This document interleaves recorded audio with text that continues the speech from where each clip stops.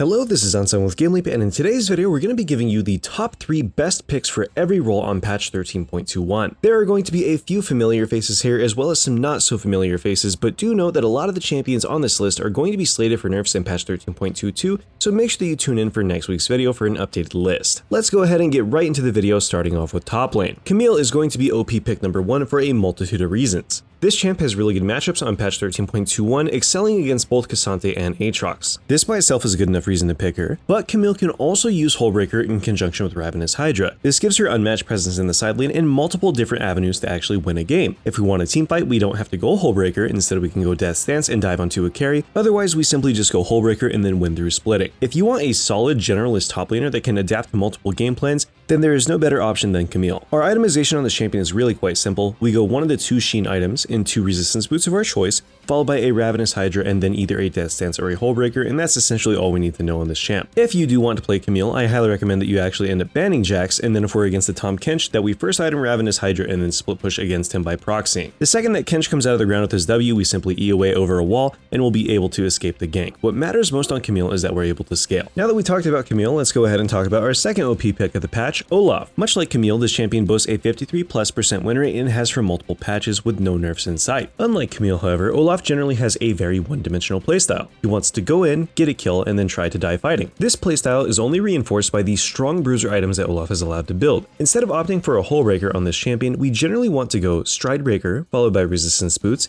into a Ravenous Hydra, followed by a Sterix Gauge and then a Death Stance. This will allow us to dive incredibly deep on the enemy team backline, get a reset, and then continue our rampage. There is no champion in the game that is scarier than an Olaf that gets a Death Stance reset, because his shielding and his ultimate are just so potent in the right hands. I promise you, if we ever hit 3 items on this champion, which is going to be quite common with just how hard he snowballs in lane, you will become an absolute menace in every single objective fight that the enemy team has to focus down, but can't actually kill. If we're planning to play Olaf, then I highly recommend that we actually end up banning Vayne or Tryndamere, as these just hard counter his kit entirely. Tryndamere will out damage you in an out-sustained fight because he simply cannot die, and Vayne is too hard for us to get our grimy mitts on in order to shut her down. Fiora is also an okay counter pick into Olaf if we can space him appropriately, but if you're playing in gold or in platinum, then this is something that you don't have to worry about. The Fiora player will mess up. And last but not least, we have our final top lane pick, which has to be Tahm Kench. This champ has truly made a comeback on this patch, and he is quite disgusting. He's already slated for a slight nerf on the next patch in order to bring him more in line. You need to be abusing him while you can. What makes Kench so strong is not only is he kind of an early game bully still, but his mid and late game are also quite strong simply due to how tanky this champion is allowed to get. Tahm Kench essentially has infinite scaling thanks to Heartsteel and his passive, which will allow him to pump insane numbers of magic damage DPS as a full tank. Our build on this champion is going to be quite simple. We either want to rush an Anathema's Chains as our first item, or go directly into Heartsteel followed by a Sunfire Cape. I highly recommend the Anathema's build if we're playing against something like Yone that's going to be itemizing a Blade of the Ruined King. Otherwise, Heartsteel is definitely the way to go on this champion simply due to how high his HP ratios are. Kench's only exceptional bad matchup is going to be Vayne,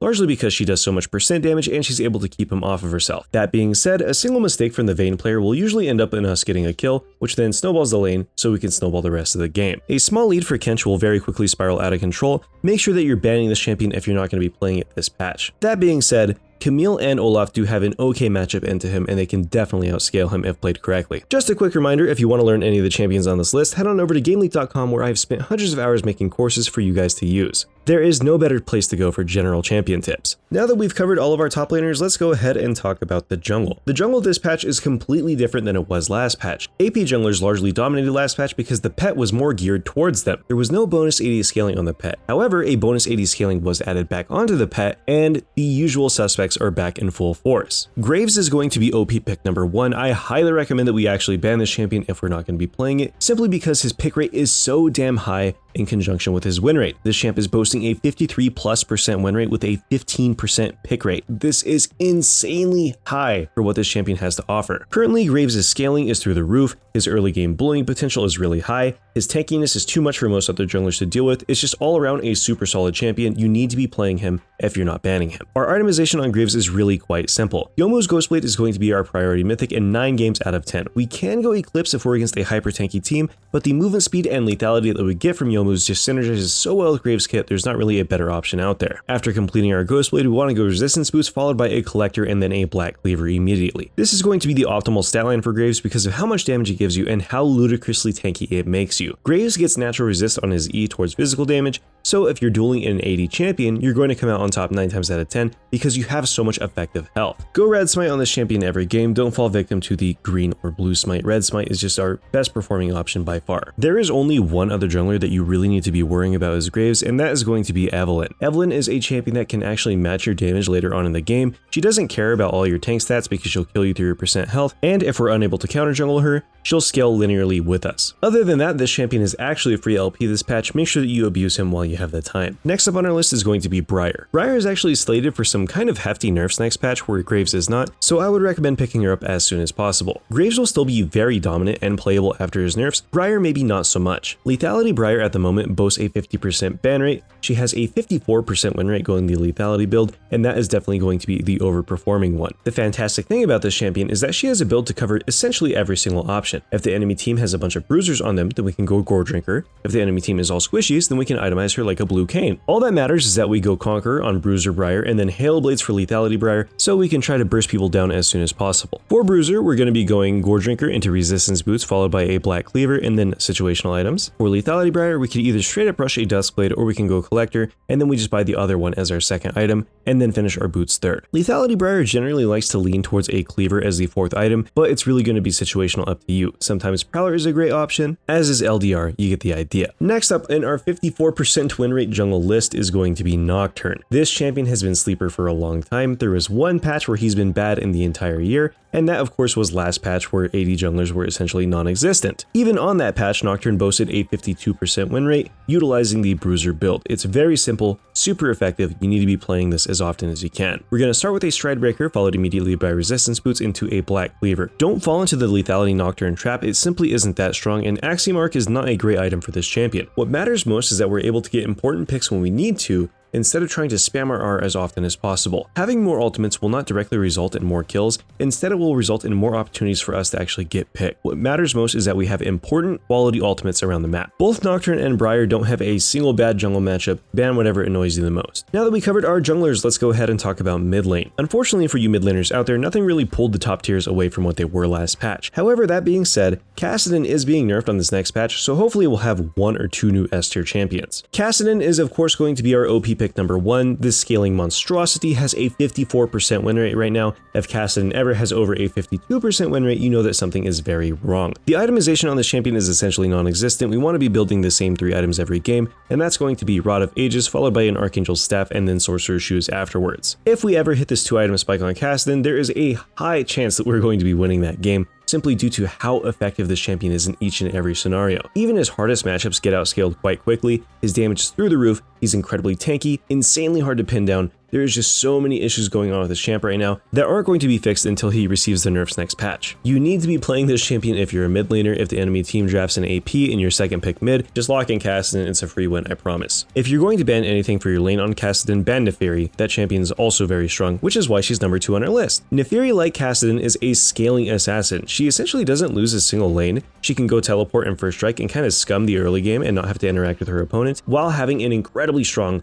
2-item power spike. Neferi's Q instantly procs Eclipse, allowing her to have a huge amount of upfront burst damage with a decent DPS profile as well. The dog's permanent auto attacks as well as the bleed from the Q really give her a balanced damage profile. The hilarious thing about Neferi is that while her damage is quite high, she also gets really tanky due to her second item choice. Eclipse, followed by Ionian Shoes of Lucidity into Black Cleaver, gives us a gross stat line that, like Kassadin, makes us incredibly tanky, have a huge amount of mobility due to our 4-second cooldown E, as well as a high amount of damage. As of patch 13.21, there are no better mid lane assassins in the game, as in Neferi you don't really have to ban anything. She can win every single lane in the game, either wave clearing with Hydra first item or simply just scaling to the point where the enemy can't interact with her in a side lane. Now let's go ahead and talk about our third OP pick, and that is going to be Vex. Vex is really good due to her matchups into both Kassadin and Neferi. While you can't actually win these matchups outright, you can go even with them and then get into the enemy backline while they're in your backline. Vex is also the easier to play ranged option, so if you want to play a mid that not only shuts people out but has good scaling and can assassinate on her own,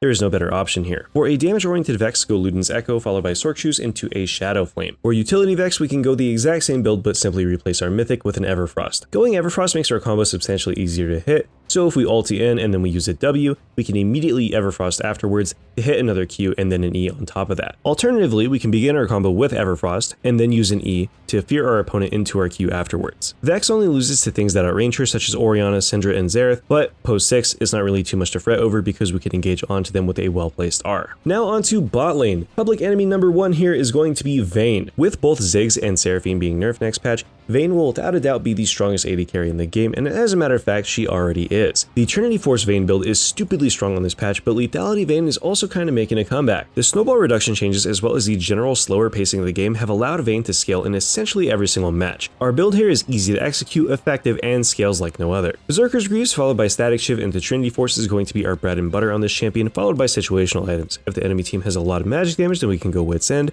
If they don't have much magic damage but we want to be tanky, we can go Shield Bow. If the enemy team has a bunch of tanks, we can go Blade. You get the idea. Vayne is essentially a blank canvas for any on-hit item that is going to be strong on you situationally, especially seeing how crit is so weak right now by comparison. Vayne is so strong actually that I do not recommend any sort of counter picks, just know that she is on the weaker end against Engage. So if the enemy team drafts Engage, then we have to be on our toes and use our tumble effectively, but do know that every time you lock in Vayne, you're more likely to win than you are to lose just based off of stats alone. Next up on our list is going to be Twitch. This champion, much like Vayne, has a decent time scaling in the current meta. Twitch's early game isn't nearly as strong as Vayne's, but his post 6 is definitely not something to laugh at. Just make sure that you go lethal tempo into the on-hit build on this champion if you want to see the most success. Crit items are simply too expensive to be effective right now. It's better to go Blade of the Ruin King, Berserker's Greaves into Runon's Hurricane, and then Rage Blade afterwards. If we do win the early game very hard and we just want to blow people up, then we can actually opt into an Infinity Edge, followed by like an LDR or something similar after Runon's Hurricane. Just know that this build is going to be a little bit more expensive and less effective if we're not able to snowball super hard. Twitch doesn't really have any bad matchups, just watch out for engaged champions once again. Seraphine is going to be the last bot lane pick on this list. Her win rate actually went up as an AP carry instead of down. The micro rework that this champion received overshot the mark, and she is simply too effective in the bot lane right now.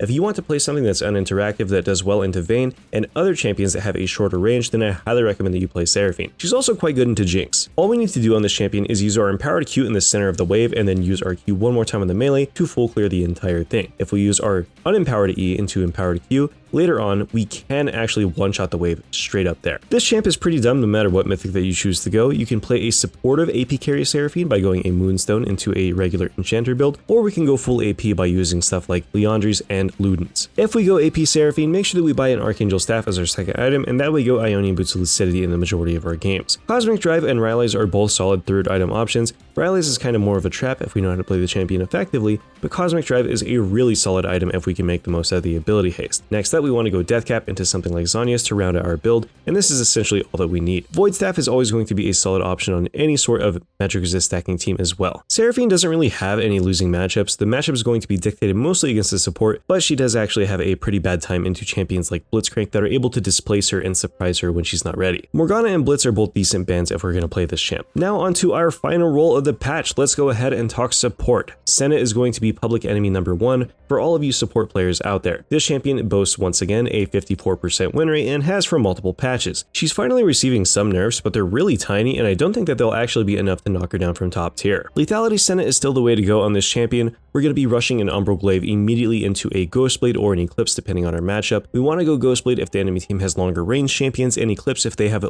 short range bullyable champions like Nautilus and the like. There is only one real boot choice on this champ, and that's going to be Swifties. And as far as bans go, Engage is always a safe bet for a champion like Senna. Aside from all that, this champion is straight up free LP on this patch. If you want to play a carry style support, then play Senna over everything else. Zyra is a decent alternative to Senna if we do need a little bit of AP on the team, or if we just want to play a carry that is more of a caster. We of course want to go Spellthieves on this champion, followed immediately by a Liandry's, and then Rylai's and Ionian Boots of Lucidity. This champion is sleeper overpowered right now. I do suspect that Zyra will shoot up in priority very soon here once people understand that her playstyle is so strong, but currently she's sitting at about a 54% win rate with a relatively low pick rate. This champ is really strong, especially in lower elo brackets where people don't actually kill the plants, so if you want to carry from support, I highly recommend that we play Zyra. If neither of these champions interest you, then Janna is going to be our enchanter pick of choice. She is fantastic into all of the engaged champions that are present. She outscales essentially everything aside from other enchanters, so if we lock in Janna, we're going to have a decent time. Janna is receiving a full Reaver on the next patch, so your time is limited if we do want to lock this champion in, so just know that. For Janna, we simply want to go Moonstone, Ionian Boots into Ardent Censer, or we can go Redemption alternatively. Just know that on a support, we're generally only going to hit that 3 to 4 item mark, so these choices need to be pretty impactful at the time. If your team has a lot of casters, then we actually want to go Staff of Flowing Water instead of a Redemption or an Ardent Censer, but Redemption is a high value item on Janna simply because of the synergy with the R, so try not to forget this in your 3rd or 4th item slot. Anyways, this was Unsung with Gamely. Thank you all for watching, and I hope you all have a wonderful day. I'll see you guys in the next video.